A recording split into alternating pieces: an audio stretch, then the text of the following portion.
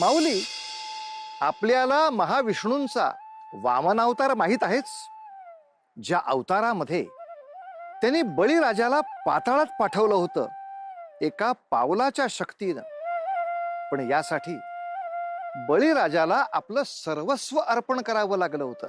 महावीर कर्णाला देखील आपली कवच कुंडल त्यागावी लागली होती शब्द पाळण्यासाठी. माऊली, तुला असं वाटेल की हे सगळं मी तुला का सांगतोय, कारण त्याचं असं आहे, भगवंत नेहमी तुमच्या त्यागाकडे लक्ष ठेवून असतो. अगदी प्रभू श्रीराम, त्यांना सुद्धा आपली सत्ता संपत्ती त्यागून वनवास पत्करावा लागला, तेव्हाच रावणाचा वध त्यांच्या हातून घडला. त्याग माऊली, त्याग. त्याच्या अनुषंगानं येणारी वैराग्याची भावना ही नेहमी आपल्याला उच्च स्थानावर नेऊन ठेवत असते.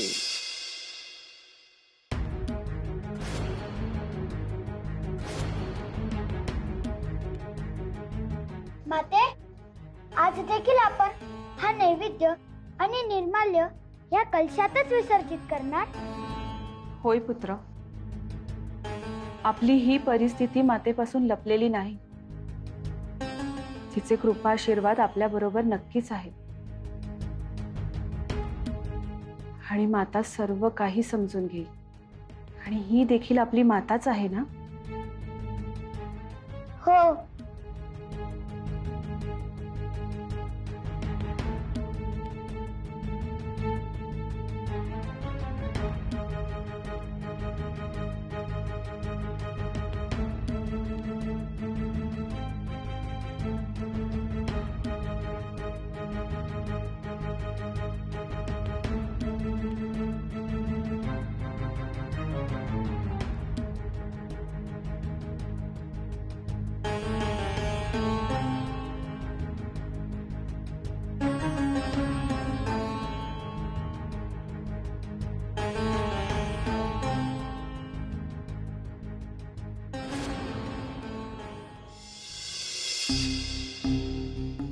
काही प्रश्नांची उत्तर शोधाया आपण जाऊच नाही महाराज. ते आपल्या कर्माचे भोग आहेत म्हणायचं. आपण समध्यांनी काहीतरी पाप केलं असेल म्हणून ह्यो दिस उगवला म्हणायचं. त्या रुसलेल्या जलदेवीला कसं शांत करायचं, कसं प्रसन्न करायचं. एक वेळ पैसा नसेल तर जगता येतंय, पाणीच नसेल तर कसं जगावं माणसानं. आता तुम्ही बघताच आहे की किती घरं ओस पडली आपल्या राज्यात, किती लोक गेले गाव सोडून. जगणं शोधाया. सहदेव, कधीपासून एक शंका मनाला भेडसावते. कदाचित एक दिवस असा येईल आपली सगळी प्रजा आपल्याला सोडून जाईल आणि आपले राज्य ओस पडेल. नाही नाही महाराज, म्या नाही जायचो काही झालं तरी. अहो, या गावानं पोचलाय मला आणि तेच म्या सोडून जायचं वय. मला नाही जमायचं महाराज. लई रात्र झाली, आपण माघारी जाऊया. मन सैरभैर झालंय. आज माझ्या सगळ्या प्रश्नांची उत्तरं मिळाल्याखेरीज मी इथून हलणार नाही. अगदी कितीही विलंब झाला तरी. पर महाराज,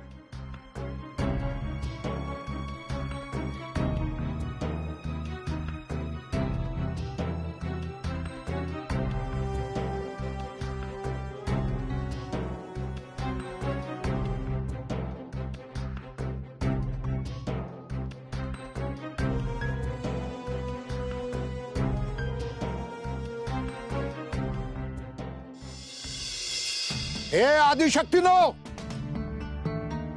काय एवढी अवकृपा करताय आमच्यावर? माझ्या प्रजेचा अजून किती अंत बघणार आहात? त्यांचा काय अपराध आहे? त्यांचे जगणे सुसह्य करा एवढीच माझी प्रार्थना आहे. माझ्या कुकर्माची शिक्षा केवळ मलाच मिळाली पाहिजे. हे आदिशक्तीनो, देवाधिकांच्या साक्षीने मी तुम्हाला आज वचन देतो, हा धर्मप्रेम महाराज आपली प्राणाहून प्रिय असलेली गोष्ट तुम्हाला अर्पण कर.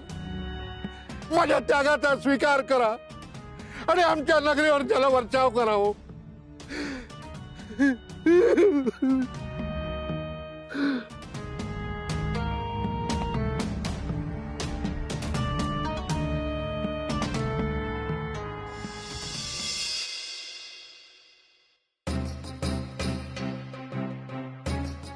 बर, मी ऐकलं ते खरं आहे का? आपले महाराज गावात पाऊस पडावा म्हणून काहीतरी देणार आहे ते कायमचं, खरं आहे का? हा, मी आपण हेच ऐकलंय. या तळ्या ठिकाणी त्यांची आवडती गोष्ट ठेवून जाणार आहेत. ते म्हणतात ना, स्वतःला त्रास झाल्याशिवाय हवं ते मिळत नाही.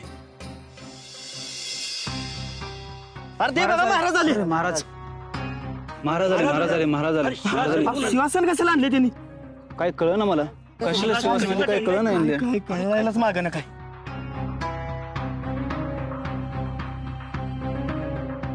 प्रणाम महाराज.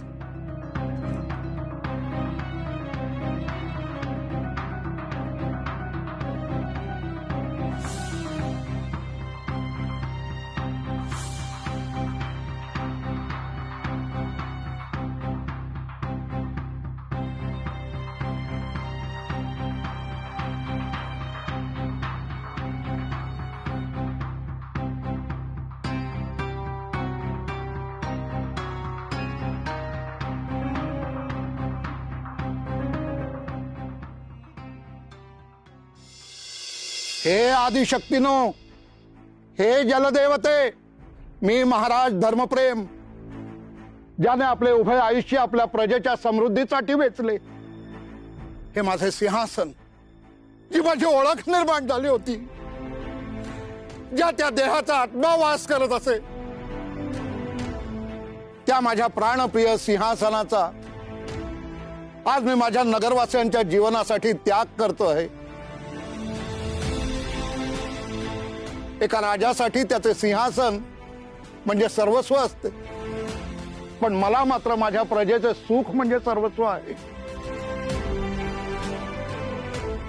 आणि त्यासाठी मी कुठलाही त्याग करायला तयार आहे. हे जलदेवते, माझ्या या त्यागाचा स्वीकार करून आणि त्यामागचा उद्देश लक्षात घेऊन आमच्या या नगरीवरती तुझ्या प्रेमाची बरसात कर ग माये. तुला हात जोडून प्रार्थना करतो, आमच्या नगरीवरती तुझ्या प्रेमाची बरसात कर, तुझ्या जलाचा वर्षाव कर ग माते.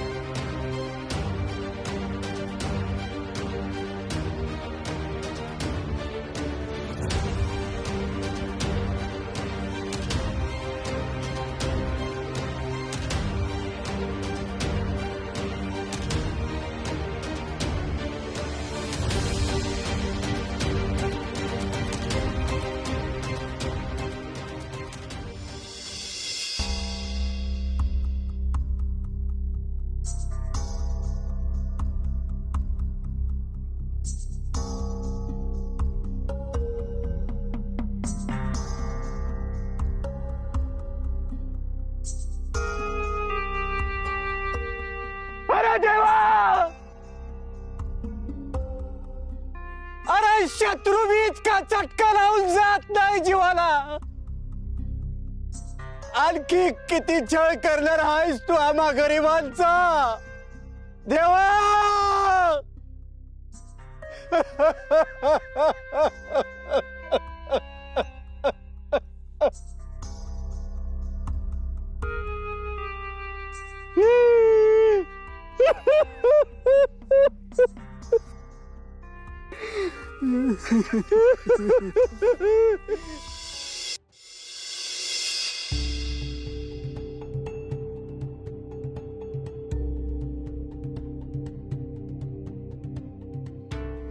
आजही तो क्षण आठवतो, ज्या दिवशी या राज्याचं दायित्व स्वीकारलं तेव्हापासून आज तागायत केवळ आणि केवळ प्रजेच्या हिताचाच विचार करत आलो.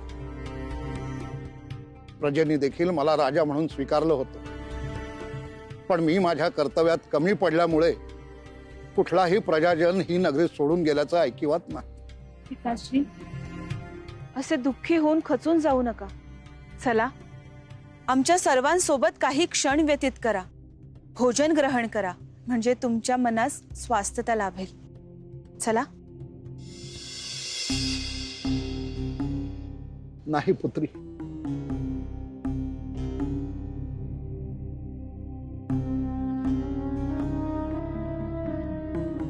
ज्या घरातून त्याचा पुत्र निघून जात असेल अशा वेळी कुठल्या पित्याला अन्न ग्रहण करावं असं वाटेल.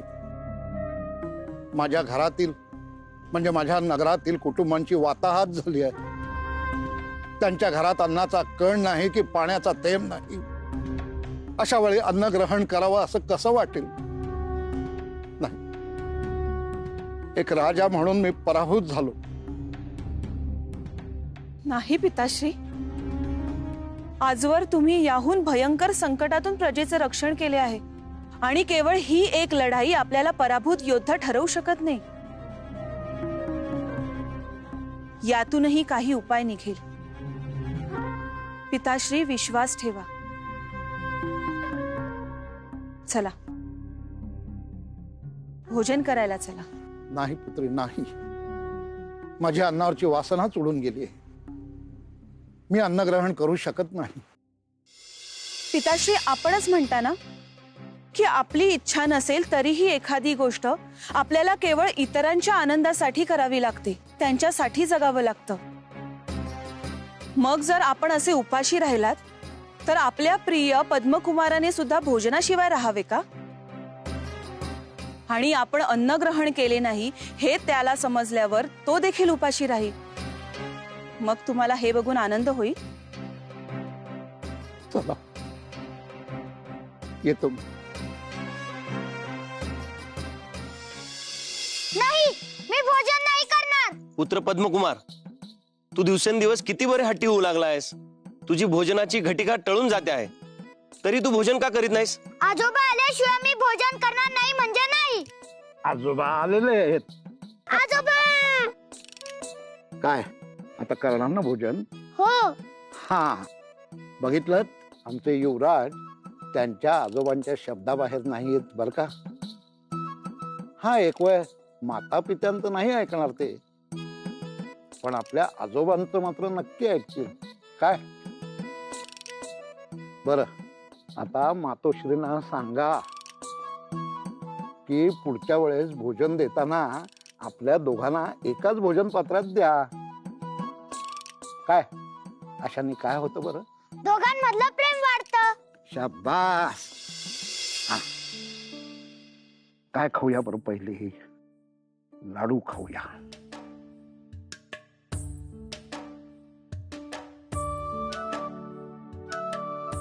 आजोबा, माहिती तुम्हाला काय? काल जे काक पक्षी तुमच्या पोटात ओरडत होते ना, ते आज माझ्या पोटात ओरडत होते. अरे बापरे, काय सांगताय काय? त्यांना मी ओरडलो, म्हंटल किती पण प्रयत्न करा, माझे आजोबा येणार आहे. ते तुम्हाला इथून पळून लावतील. हा, माझ्या आजोबांचे इतके प्रेम आहे माझ्यावर की माझ्यावर कुठलेही संकट आले तरी ते इजा होऊ देणार नाही मला. हो ना आजोबा? हो बरं.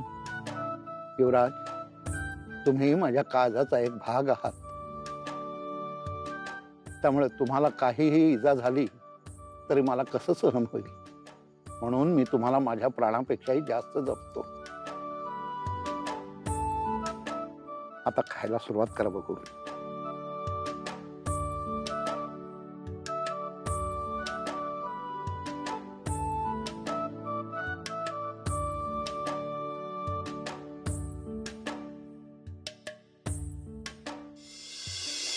परमेश्वरा, हे मला काय जाणवते आहे?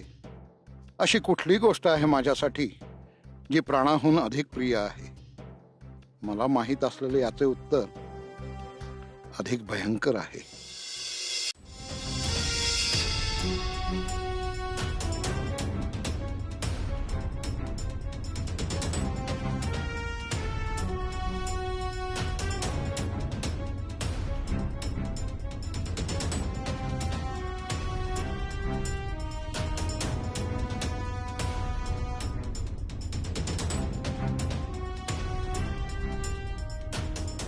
काय म्हणावं या नियतीला? एखाद्याचं नशीब इतकं फुटकं असू शकतं? नियती तुमच्या पदरात 2 दान टाकते आणि त्यातलं एक निवडायला भाग पाडते. पण ही नियती माझ्याच बाबतीत एवढी निर्दयपणे का वागते? मी शब्द दिला होता, माझे प्राणाहून प्रिय असलेली गोष्ट मी तुम्हाला अर्पण करीत. त्याप्रमाणे मी माझ्या सिंहासनाचा त्याग केला. पण नियतीने तो आवेरला. मी पुन्हा पुन्हा विचार केल्यावर मला जे उत्तर मिळालं त्याने माझ्या काळजाचा ठोका चुकला.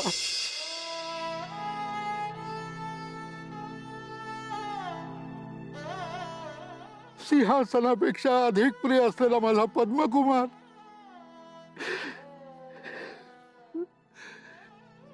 हे आदिशक्तीनो, याची जाणीव झाल्यावर आनंदी व्हावं की शोक करावा या द्विधा मनस्थितीत मी सापडलो.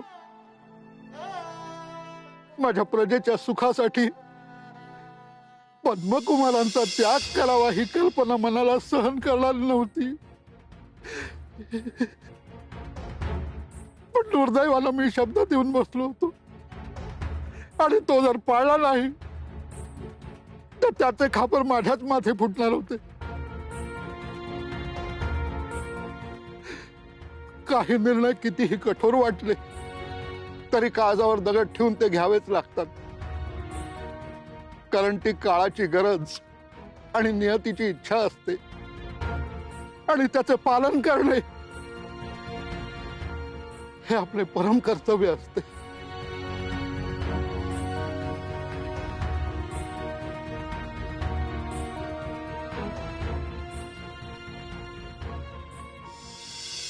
जगात तुमची सर्वात आवडती अशी एक गोष्ट आहे आणि तिचा त्याग करण्याची वेळ जर तुमच्यावर आली तर? होय माऊली, अशी परिस्थिती उद्भवली तर? जर तुम्ही ती त्यागली तर सगळ्या सृष्टीचं भलं होणार आहे. अशा वेळेला तुम्ही काय पाहाल? स्वार्थ पाहाल का परमार्थ पाहाल? ऐकाने माऊली, कसोटीचा क्षण आणि मंडळी, कसोटीच्या क्षणी मनुष्य कसा आणि कोणता निर्णय घेतो त्याच्यावर त्याचं चारित्र्य ठरत असतं. असंच काहीसं घडतंय आपल्या कथेमध्ये. बघूया. तोवर उतू नका, मातू नका, घेतला वसा टाकू नका.